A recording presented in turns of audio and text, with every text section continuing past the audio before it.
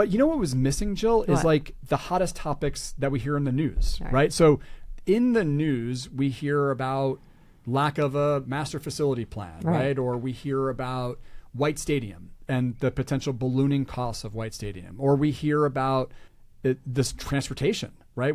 There's a lot of articles written in Right. over the last yes. number of weeks about Yeah. transportation because of the tragedy that's happened Yes. with the transportation.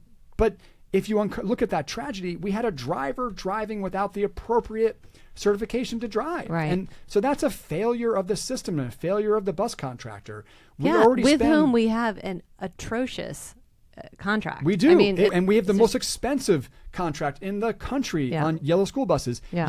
Yet in the superintendent evaluation, they sort of just go by and say, congratulations on getting better over the year. Yeah. But we know I September don't think we will got be a better disaster. over the year. We didn't. But yeah. this is a disaster Come every on. year. It's the same story. Yeah. That was not mentioned. And Jill, what also wasn't mentioned is enough about implementation of this inclusion plan. That's going Right. to take many more staff members to fill positions while we have declining enrollment and declining budgets. in So- Madison Park. and Madison Park, right? It was a big deal. Now we don't know. It was a big deal. Yeah. We talked about it for multiple meetings, but not mentioned last night. So, look, if we're not going to meet every couple weeks, that's fine. But at least in these meetings where we meet once a month with school committee, we should talk about the things that everybody else is talking about. Yeah. Because it seems like the school committee members are in a bubble, Yeah. and everybody else is talking about these issues outside of school. Or they're scared to say anything. I don't know.